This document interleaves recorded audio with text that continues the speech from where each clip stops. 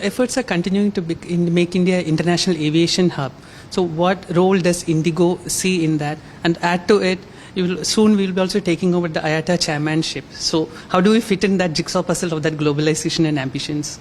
If home is the world's most populous nation, and home is what soon is to be the third largest economy in the world, India should have an aviation ecosystem matching the size and the ambition and the potential of the country. IndiGo is determined to play a very strong role in that and to continue to contribute for that role for India. And if you see some of the connections which are taking place, some of the connections we have now in Delhi airport itself, some of the connections we do through Hyderabad or Bangalore, the size of India and the different geographical scope gives us a great opportunity to start building in that. When it comes to IATA, it's an important part because there it's an organization with a global view on what's happening in aviation.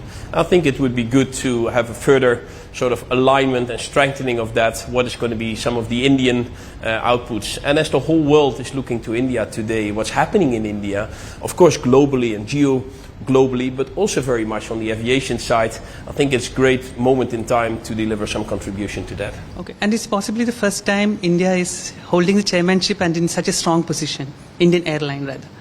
India has a long history of aviation.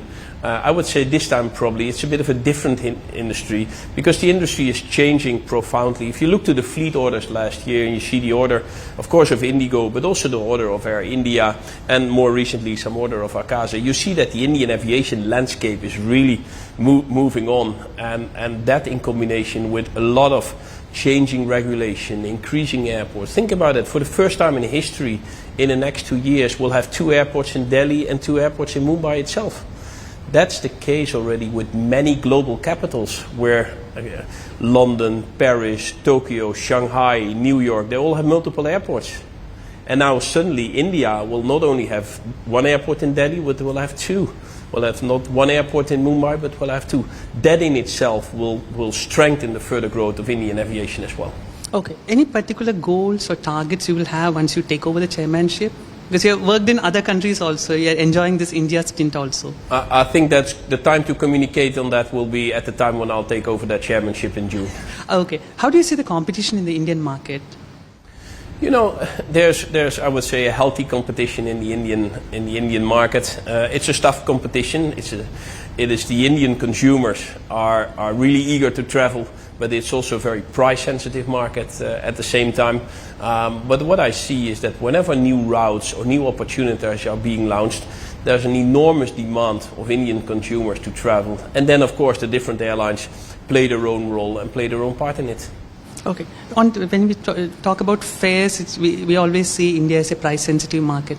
How do you see the fare situation, like maybe from the airline side or from the consumer side, either way? India is indeed a price-sensitive market, and we see some fluctuations in the prices, pretty much like in any industry. If you go for Diwali to a hotel, you pay a different price than you pay in another time of the year, and the same would go for airfare. So this natural fluctuation of fares we see for hotels, we see it for other businesses, and we see it for airlines as well.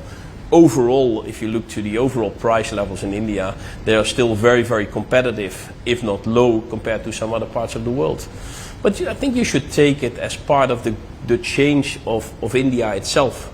And the diversity of India, and the price levels in Delhi are different than the price levels in other parts of the country, or the price levels in Hyderabad are different than the price levels in Trichy. And what we do as an airline, we fly to all these different places and we adjust our prices to those markets.